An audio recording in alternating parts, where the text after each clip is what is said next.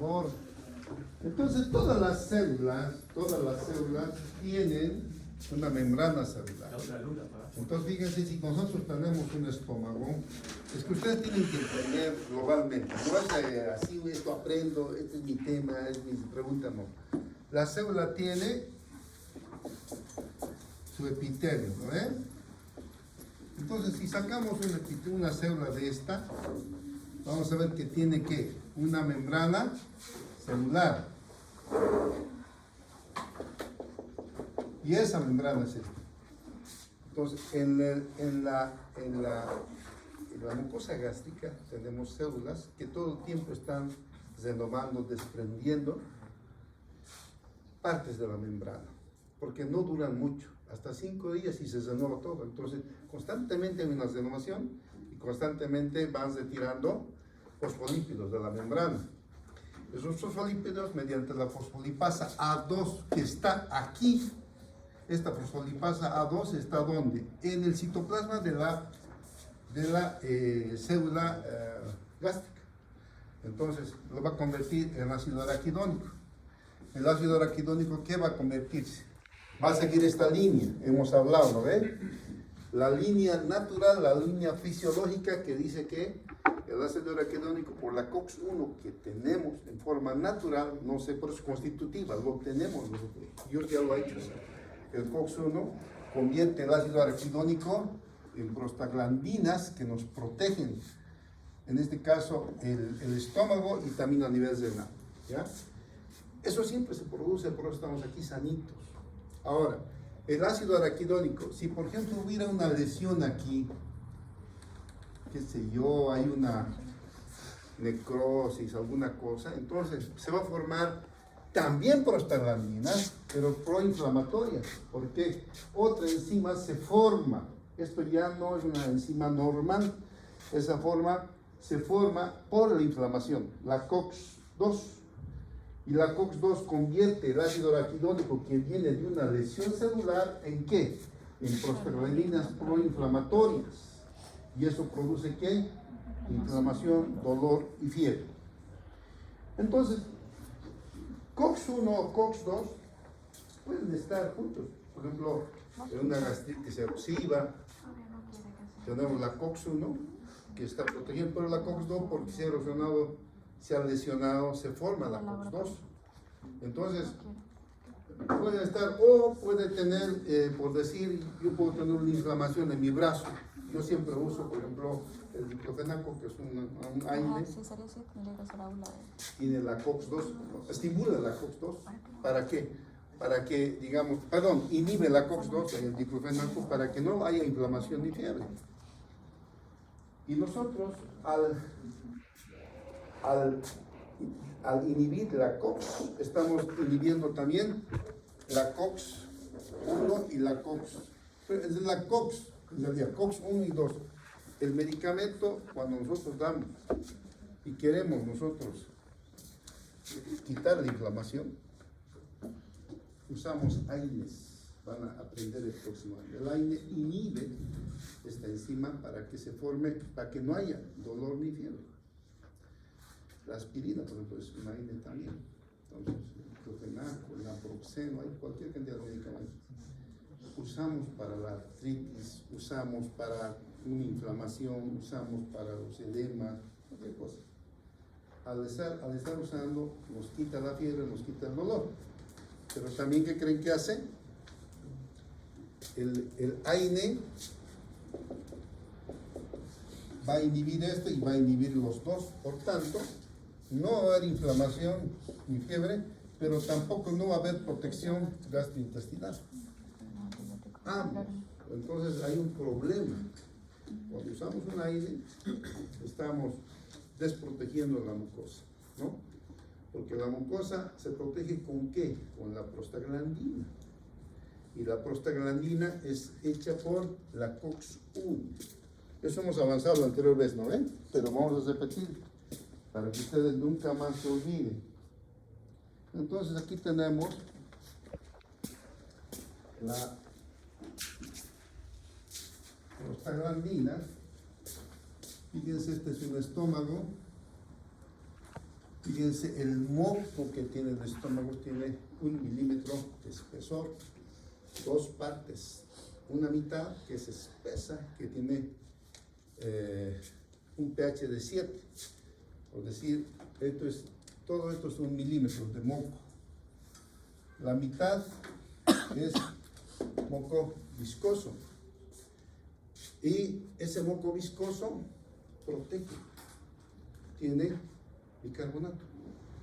Y tenemos el otro que es un moco filante, moco salo, no es viscoso, ya está mezclado con jugo gástrico. Entonces, estas células usan la prostaglandina para formar bicarbonato. Estos bicarbonatos están formados por la célula gracias a la COX-1. Y si nosotros usamos si usamos un AN, nos inhibe la COX-2, pero también la COX-1, es un problema. Por eso tienen que tener muy en cuenta eso. Yo lo he vivido en carne propia, yo he tenido, gracias a Dios he tenido artritis, tengo, y he usado AINE por más de una semana. Y cuando empecé a usar por 7 días, 8 días, empezó el estómago a romperme, toda la capa protectora estaba siendo invadida por el ácido, porque el pH ya no era 7, ¿no es cierto? ¿Por qué está el pH 7? ¿Por qué el pH 7 ahí? Por el amortiguador, que es el bicarbonato. Y el bicarbonato se forma con la COX-1, si yo tomo un AINE, no hay COX-1, por tanto no hay bicarbonato, y empieza este pH que es ácido empieza a carcomer, a quemar, y uno siente ardor y dolor. Y eso todas las gastritis tienen. Y de eso va a ser una práctica que vamos a ver la próxima semana. ¿Por qué arde? ¿Cómo arde? ¿Qué deben hacer? ¿Dónde se estimula? ¿Por qué se estimula? Entonces van a aprender, creo, bastante de gastritis, ¿no? Esta vez. ¿Ya? Entonces, aquí nuevamente estoy repitiendo, la prostaglandina E2 es la que nos protege. Son varias prostaglandinas diferentes, ¿no? Algunas funcionan en el pulmón, otras en el riñón, otras en el cerebro. Pero lo que nos favorece en el estómago es la prostaglandina E2.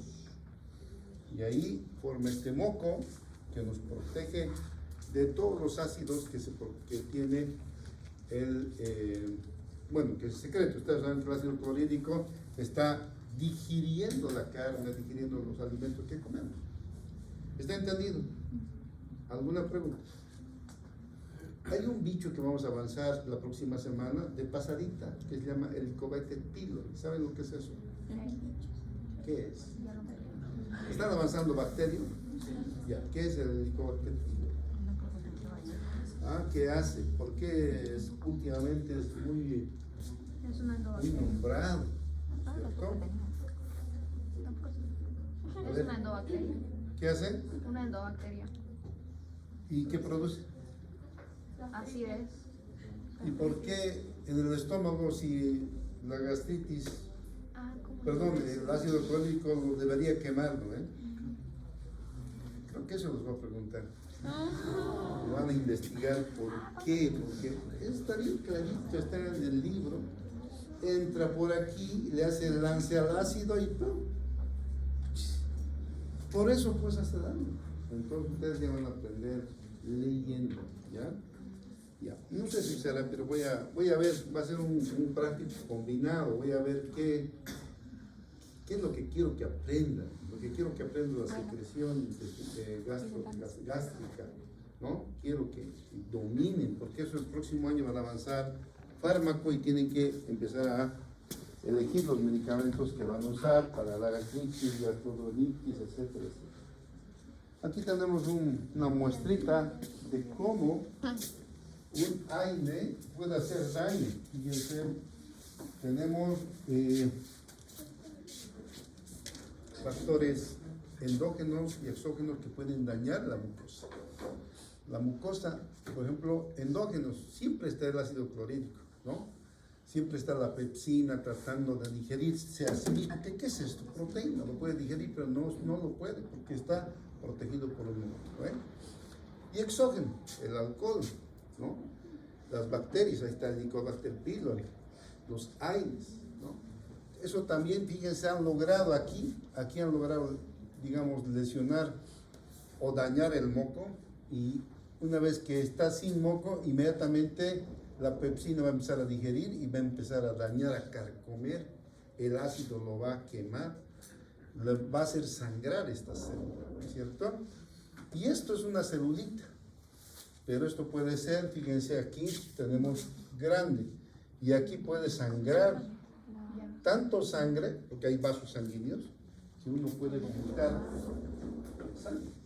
Y es horrible, porque el estómago, como se inflama, llega a los vasos y se ha carcomido la mucosa y los vasos empiezan a sangrar y uno vomita sangre. Gracias a Dios tenemos todavía el músculo por detrás que no permite que salga, digamos, al abdomen, pero es un riesgo. Entonces, estos son los factores endógenos y exógenos que pueden provocar. Los endógenos lo tenemos y está regulado. En cambio, los exógenos no. Ustedes tienen que saber que el alcohol, los AINES, las bacterias pueden provocar esto. ¿Cómo? Localmente, directamente sobre la mucosa, pero también al absorberse por vía sistémica. Al absorberse, los AINES van a ir a inhibir la COX-1, por tanto ya no hay bicarbonato, ¿no? Entonces, eso es lo que aquí he puesto un poquito para que vean lo importante que es fisiología. No estamos avanzando en fisiología de memoria, aunque fisiología light tiene que servirles para entender por qué un medicamentito que nos hace tanto favor como un AINE, porque el AINE es bien necesario, lo van a usar sí o sí, pero tienen que saber usarlo por un tiempo determinado. Más allá de un tiempo, nos va a dar este problema. El AINE tiene un tiempo en el cual todavía no hace daño, y eso hay que saber, ¿no? ¿Por qué no hace daño? Porque todavía la mucosa está, pero más allá de eso ya hay que suspender. Fisiológicamente ya sabemos por qué, ¿ya? Vamos a ver ahora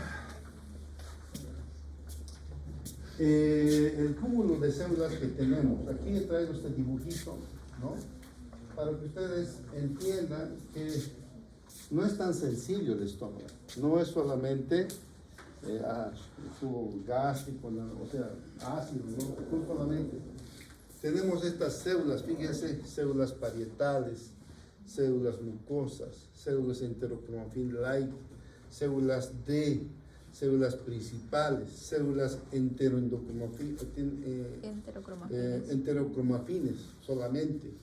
Hay dos tipos de enterocromafines solamente y enterocromafin light, SL, son diferentes.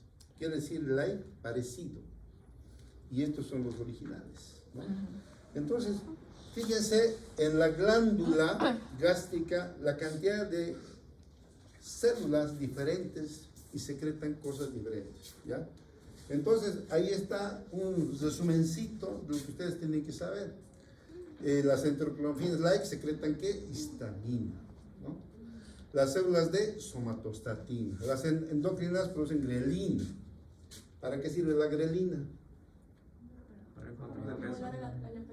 ¿Qué hace la grelina? No es para controlar el apetito. No me pregunten jamás. ¿Qué hace la grelina? Controlar el apetito. ¿Qué hace con el apetito? Aumenta el apetito. Aumenta el apetito. La grelina aumenta el apetito. Aumenta el peso. La grelina es anabólica. En cambio, la leptina es catabólica. Eso vamos a ver en grasa. Entonces, aquí está eso. Y tenemos las células parietales, secretan ácido clorhídrico, las principales pepsinógenos.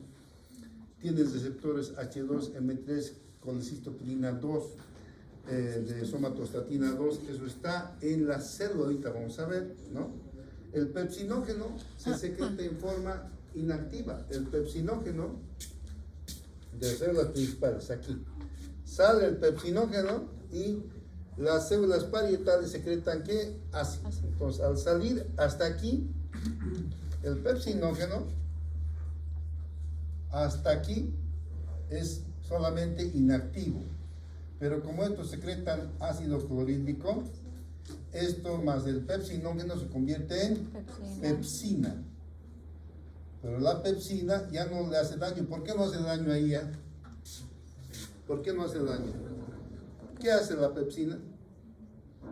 ¿Qué hace la pepsina? Digiere proteína. ¿Y qué es esto? Esto es proteína. ¿Y por qué no lo digiere? Porque está lleno de moco. Estas son células mucosas. Las células mucosas secretan que moco. Entonces aquí ya tienen moco. Entonces está lleno de moco. La pepsina viene y directamente no hace daño a nadie y solamente va a digerir a las proteínas que comemos. Entonces todo está fríamente calculado, todo tiene su lugar y se hace funcionalmente bien, ¿ya? Entonces aquí está explicado un resumen, ultra resumen del libro para que ustedes puedan entender cómo funciona cada célulita, ¿ya?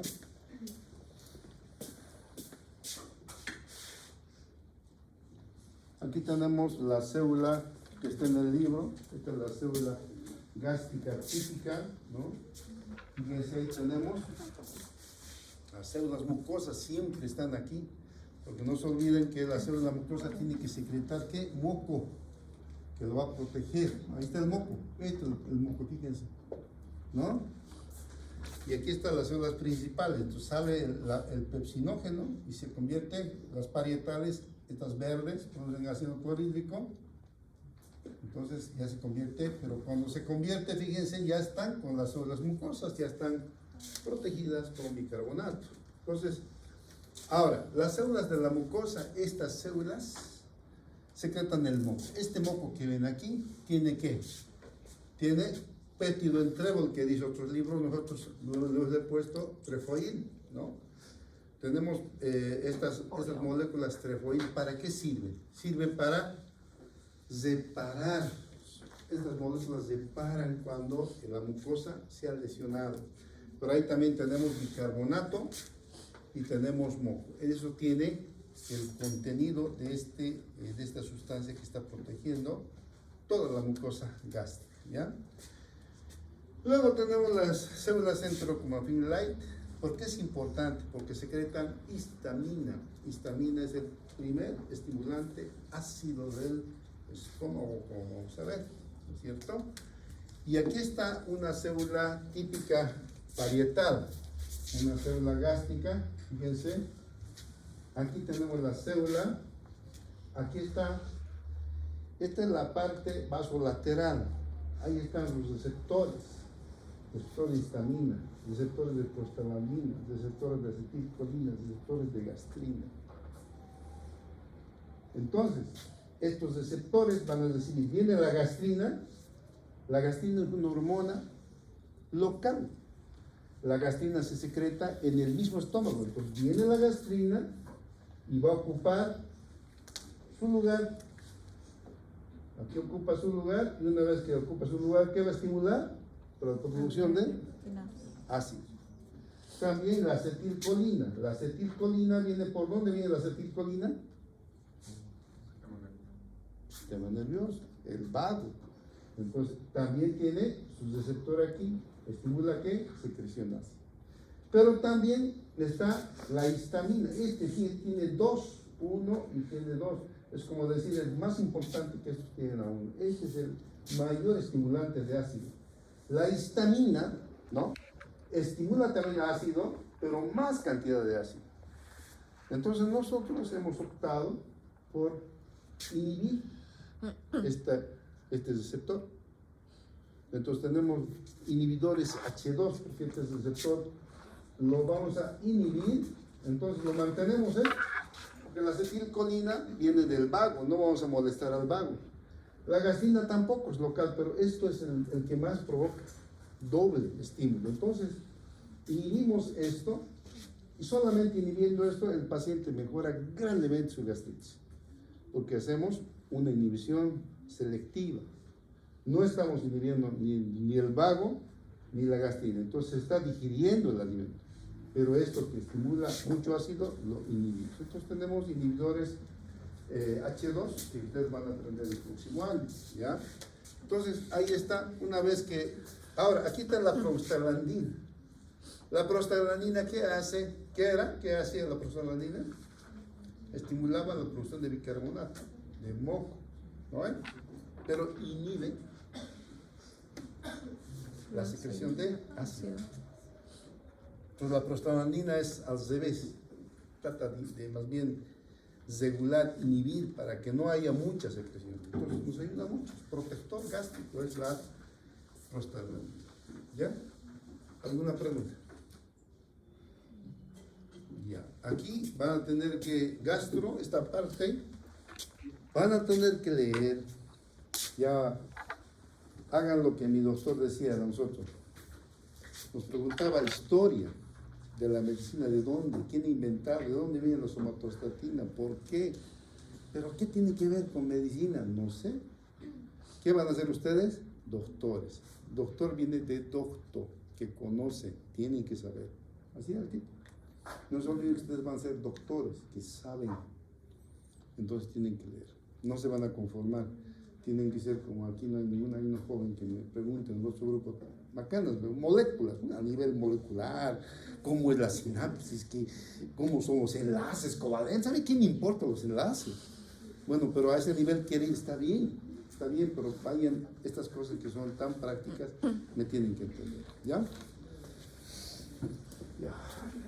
Y tienen que ser alegres como la señorita Moara, ¿no? Es bien alegre, da risa a su práctica. Unos dicen, da risa a su práctica. Entonces hay que ser así divertido, no hay que tomarlo todo en serio.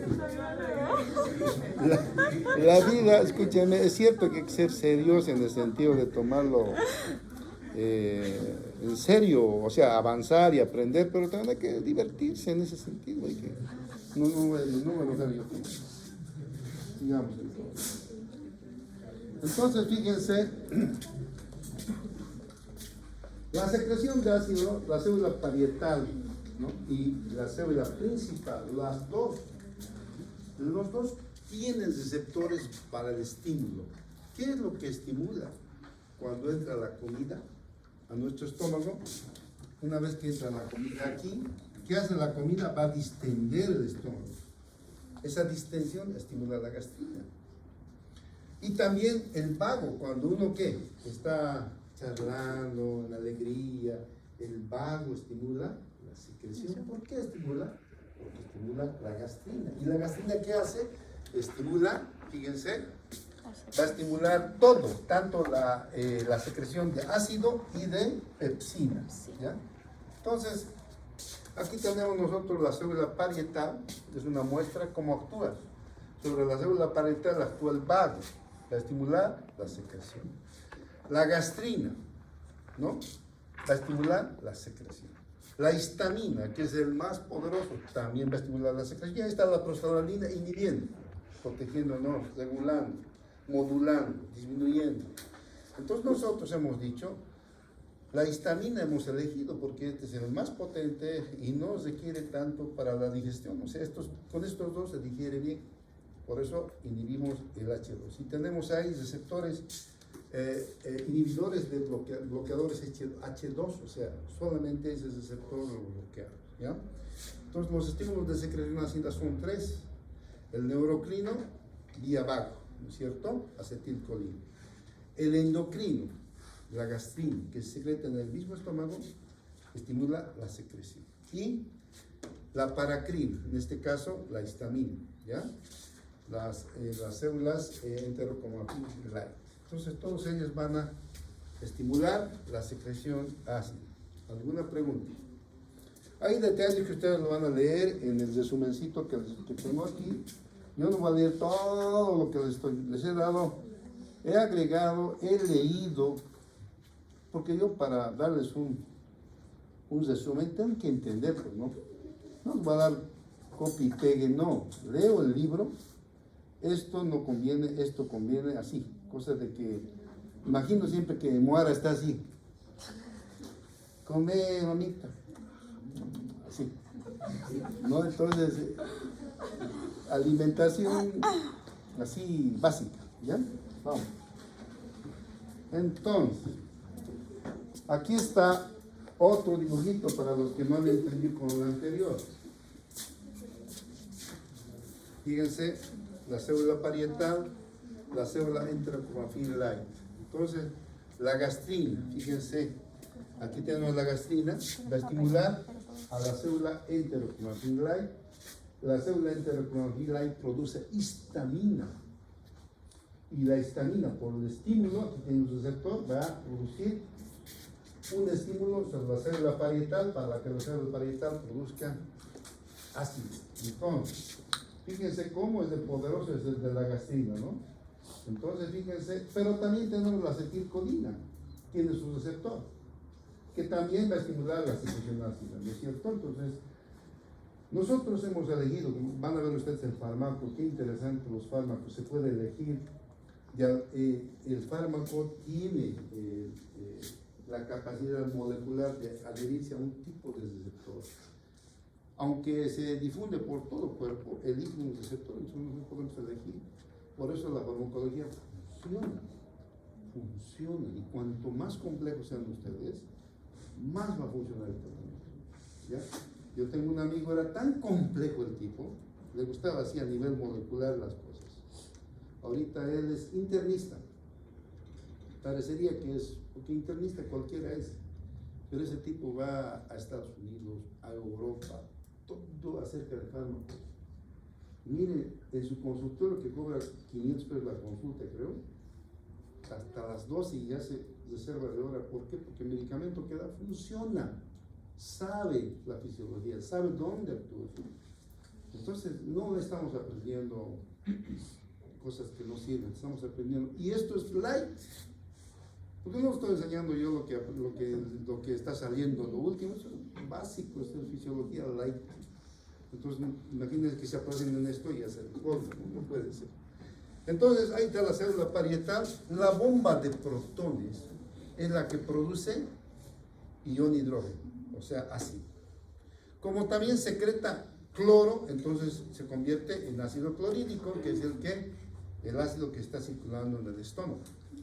La bomba de protones es una bomba, como todo en nuestro cuerpo, no está en un lugar. La bomba de protones está aquí, está allá. Cuando hay que secretar, viene a la membrana y empieza a producir ácido.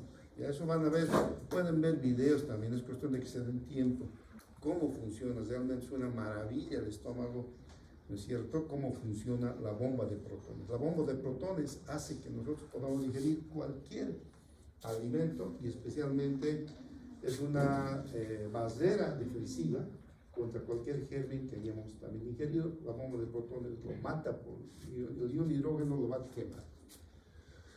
Ahora, tenemos nosotros la somatostatina, ¿ya? La somatostatina está en las células del antro. En las células D, aquí a nivel del antro, tenemos células D. Y las células D producen somatostatina. La somatostatina es una hormona que también se produce en el cerebro, como vamos a ver, el neuro. Esta somatostatina es un inhibidor de toda la secreción gastrointestinal. Inhibe las secreciones hormonales, enzimáticas y a nivel esplácnico.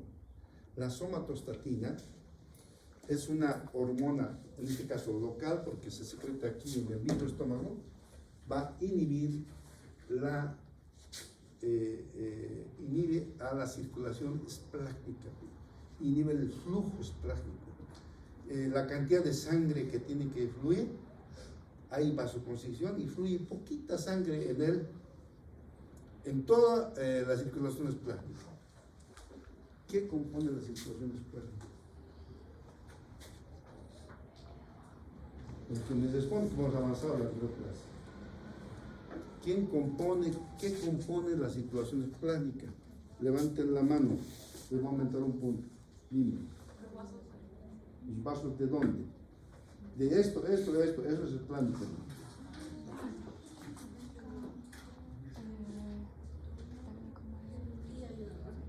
Dos más. Dime. Vaso, páncreas Y hígado. Entonces, la circulación portal es la que da al hígado, la aporta. Entonces, la somatostatina provoca una una disminución del flujo tan importante.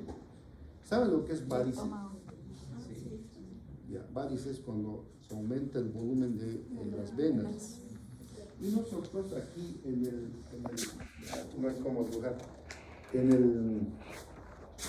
los pacientes cuando tienen problema hepático, una hipertensión portal, no puede circular la sangre y empieza a producirse varices en el esófago y sangre. ¿Y qué hacen los médicos? Usan la somatostatina. ¿Por qué? Porque la somatostatina tiene una selectividad de disminuir el flujo esplácnico solamente. Entonces al paciente no lo hacen comer, lógicamente, porque todo se inhibe, pero en tanto se inhibe, se está curando problemas de sus venas, de sus varices, de sus venas. Ahora, antes se usaba poquito, pero hoy se está usando más eso. ¿En base a qué? En base a la fisiología. La somatostatina es una hormona, en este caso paracrina, que inhibe el flujo esplácnico y por tanto es usado grandemente en esto. Es solamente funcional lo que produce. ¿Ya? Bien, vamos adelante.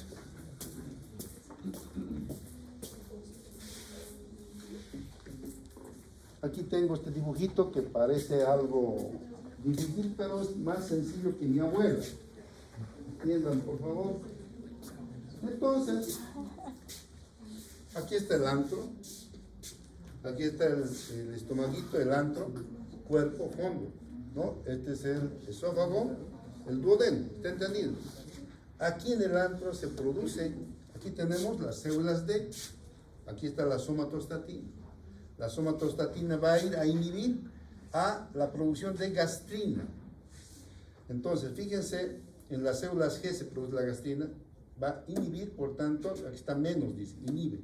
Si no hay gastrina, entonces no se produce esto, porque ¿qué hace la gastrina? La gastrina va por el vaso, fíjense, por eso la gastrina es una hormona local, paracrina. Paracrina quiere decir al lado, en el mismo estómago, por el vaso va por aquí hasta el cuerpo. Entonces, la gastrina va por el vaso sanguíneo, ¿a dónde va? A la célula parietal. Allá en la célula parietal va a estimular la formación de ácido. Va a ir a estimular, a las células enterocromafin light para producir histamina y producir mayor cantidad de hidrógeno también. Entonces si nosotros impedimos que la gastrina haga eso, vamos a impedir grandemente la secreción gástrica. Entonces, la somatostatina es un producto actualmente muy importante en medicina, los que van a estudiar gastroenterología, ¿ya? Pero esto es fisiológico, la somatostatina, su función, ahora, no es de ahora, siempre yo digo ahora porque los libros de hoy recién están saliendo, de hace 5 años que la somatostatina se usaba y ahora están viendo que había sido selectivo de la circulación esplácnica. Entonces, por eso se está usando la somatostatina para inhibir toda esta estimulación, no solo eso, la circulación esplácnica, que es lo que puede matar al paciente. Entonces, interesante y muy funcional. ¿Alguna pregunta hasta aquí? Estos dibujitos lo he tratado de que ustedes puedan entender. Aquí tenemos la función de la gastrina, ¿ya? Las células G, ¿no? Las células G, producidas en el antro también, aquí está el estómago. La célula G produce la gastrina aquí, gastrina, ¿no? ¿Qué va a producir la gastrina? Aumenta la motilidad gástrica, estimula la célula principal para la producción de pepsinógeno, la célula parietal para la producción de ácido clorhídrico, ¿no? Entonces ahí está lo que estimula la gastrina. ¿Por qué estimula la gastrina? La secreción de gastrina es máxima si el pH está 5,7 para que el pH aumente, porque si está disminuyendo el pH aquí en el estómago no va a digerir bien, por tanto hay un estímulo máximo de gastrina para que haya más ácido para digerir el alimento que todavía está en el estómago. O sea, es una regulación muy hermosa esto. Esto que les estoy dando es un ultra recontra resumen del resumen. Ustedes pueden ir al libro y extender pero es un poco más complicado, pero ya tienen aquí, digamos, las pautas para saber hasta dónde van a ir. ¿ya? Hay muchas cosas más que yo he considerado demasiado, digamos, yo no simplemente la parte light estoy trayendo. ¿Alguna pregunta? ¿Está entendido esto de la gastrina, no es cierto? Ya. Doctor, Sí. ¿por qué dice además de otros estímulos como el alcohol o la cafeína, o sea, que estimulan a la producción de gastrina? El alcohol, el problema del alcohol estimula la gastrina. Ah, sí. No sé si alguno de ustedes ha bebido, alguien me preguntaba por qué vomitas cuando uno está en el chaki que hablamos después del post-alcohólico, después del alcoholismo agudo, al otro día empiezan a vomitar, especialmente las peladas, porque estas peladas nunca han tomado. Y cuando es bachilleres, por primera vez tomaré. ¡Ay!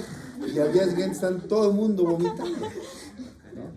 El alcohol estimula la secreción de gastrina. Entonces, si está alcohol todavía está estimulándose la gastrina. ¿Y la gastrina qué? Estimula ¿qué? La motilidad gástrica. Entonces, los vómitos. Las células principales están estimulando el pepsinógeno, ¿no? Y está la ácido clorhídrico.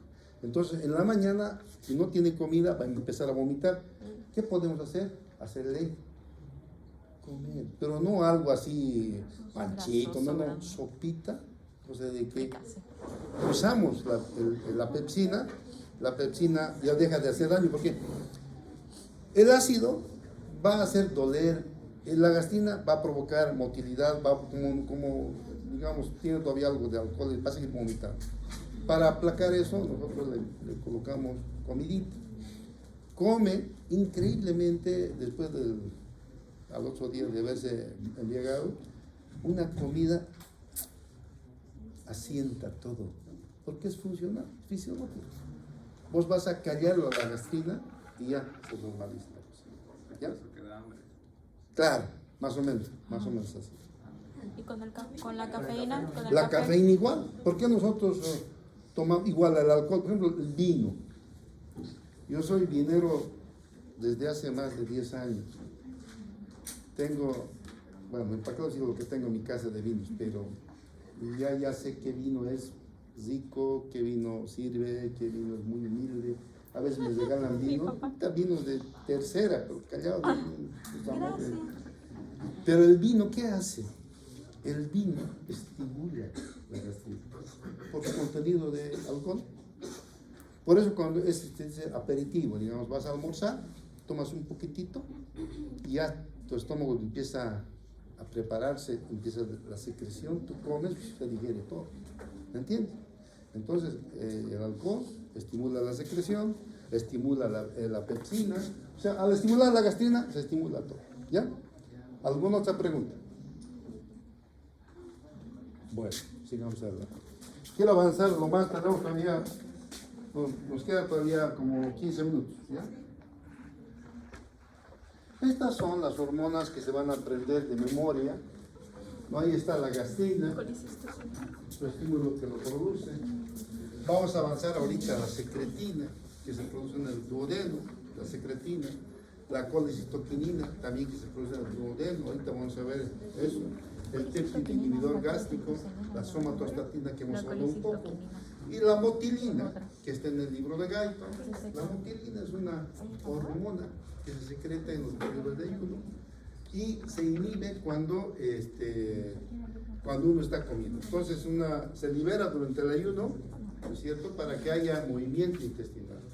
Y se inhibe cuando está lleno, o sea, es una doble función que tiene la motilina. Esta motilina está de yapa ahí, pero como me han ido preguntando una y otra vez, he dicho mejor lo pongo porque por ahí alguien dice la motilina, no, la motilina es eso, listo.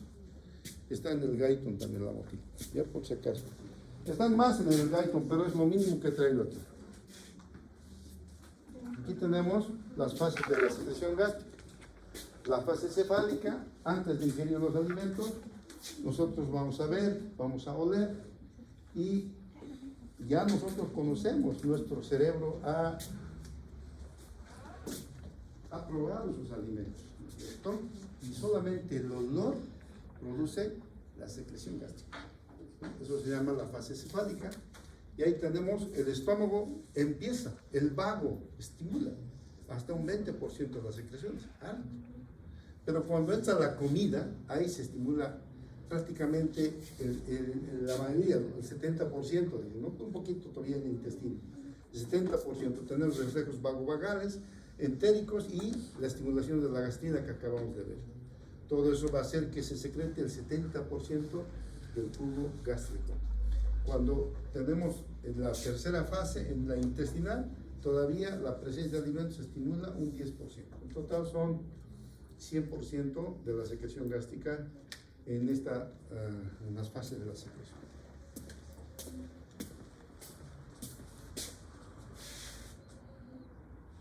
Aquí está el dibujito que está en el libro. Por cierto, este dibujito es de Guyton, edición 12, creo. Porque en la 14 está con los ciclos bonitos. Seguramente lo voy a sacar. Ahí está lo que miramos, lo que olemos, el hambre que tenemos, el apetito, va a hacer que vía el vago va a haber las fases gástricas. Pero también por la vista ya tenemos una fase mediada por el vago, en la cual va a estimularse vía gastrina la secreción gástrica, ¿ya? Y en el intestino tenemos la fase intestinal con los mecanismos locales y por las hormonas que hemos dicho. Eso es las tres fases de la secreción gástrica, ¿ya? Cualquier pregunta, levantan la mano.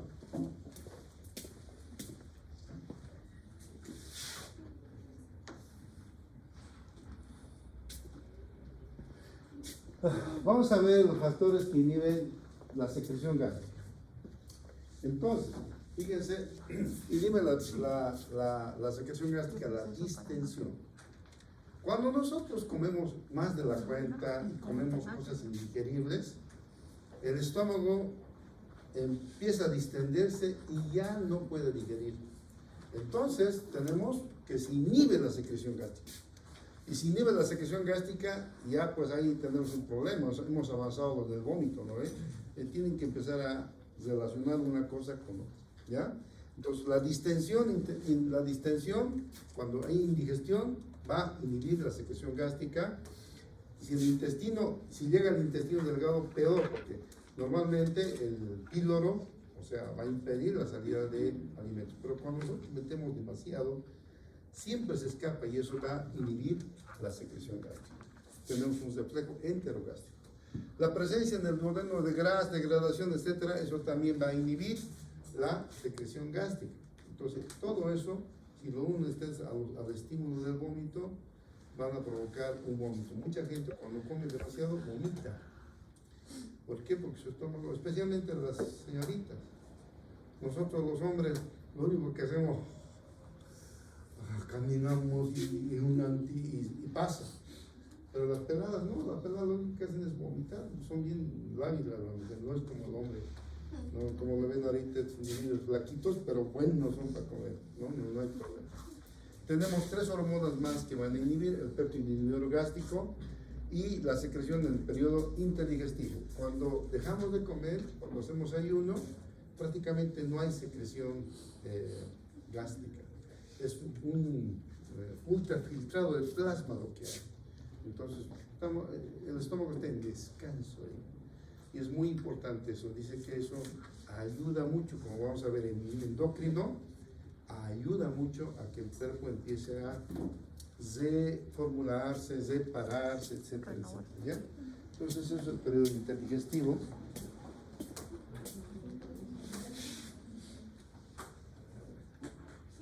Vamos a ver el páncreas, ¿ya? Tenemos el páncreas, es este organito que está unido al intestino delgado, a la región duodenal. Ya ustedes han visto en anatomía, tenemos el esfínter de Oddi, ¿no es cierto? Entonces, el páncreas tiene dos tipos de células de secreción exógena y células de secreción endógena. ¿Cuál es la diferencia entre la secreción exógena y la secreción endógena? ¿Cuál es? Moara sabe. Exógeno es una secreción que se va a otro órgano y endógeno Endócrino. es el mismo órgano. No. ¿Dónde está Franco? Lee, pues, pero lee. Está. Endocrino. Bueno, ahí no dice, ¿no? Pero atiendan, por favor, todo lo que es exócrino o exógeno, glándulas que secretan afuera. Por ejemplo, la glándula salival secreta afuera, porque el conducto desde la boca, el esófago, todo se considera afuera, no es adentro. Adentro es cuando ya está, no en el tubo digestivo absorbido, se llama adentro. Exógeno, o en este caso lo que llaman exócrino, es cuando se secreta afuera. El sudor afuera, la saliva afuera, ¿cierto? Los jugos digestivos, las glándulas oxínticas, todas esas glándulas y entre ellos del páncreas afuera, secreta ¿a dónde? Al intestino, está considerado fuera de nuestro cuerpo. Entonces se llama exócrino.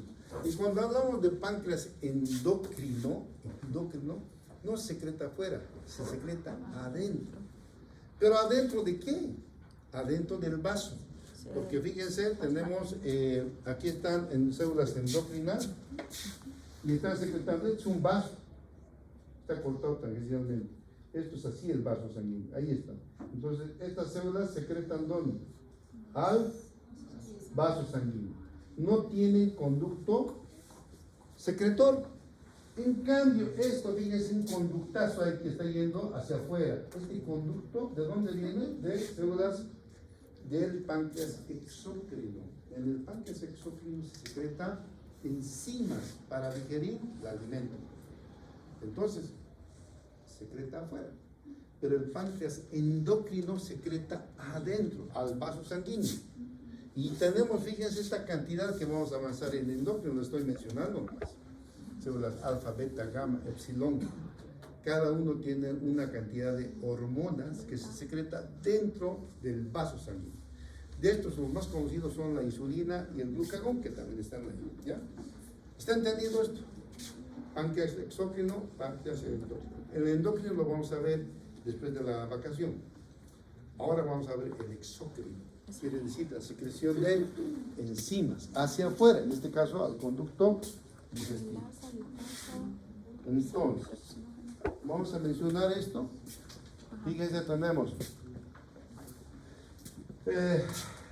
las enzimas más digestivas. ¿Qué comemos? Proteínas, hidratos de carbono, grasas. Esa es la base de nuestra dieta. Entonces, para digerir proteínas tenemos la tripsina, la quimotipsina, la carboxipolipeptidasa. Todas estas van a digerir proteínas. ¿Qué pasa? ¿Qué es una proteína? La suma de aminoácidos. Y estas enzimas lo que van a convertir en dipéptidos, y después en péptidos, después en aminoácidos, hasta que esos aminoácidos se absorban para que sea nutritivo para nosotros. Pero también va a digerir azúcares, ¿no? Los azúcares que ingerimos, el azúcar, la fructosa, está digerido por la amilasa. La amilasa se secreta en el páncreas. Pero ahí tenemos, en el intestino delgado, tenemos lactasa, fructosa, o sea, tenemos muchas enzimas pequeñas, locales, que van a seguir digiriendo a los azúcares, como vamos a ver en la próxima clase. Pero también tenemos grasas. Las grasas están por la lipasa pancreática, ¿ya?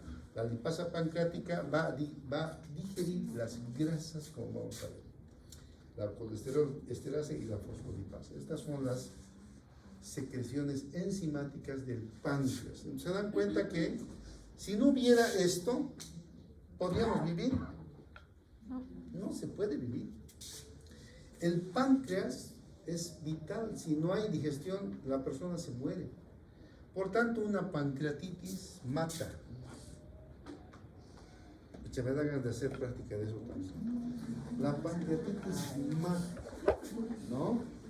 ¿Y por qué mata? Porque no podemos poner por vía endovenosa a nosotros, pero una semana, 2 semanas, no le podemos poner años. Tiene que comer. Entonces, hasta ahorita no hay trasplante de intestino.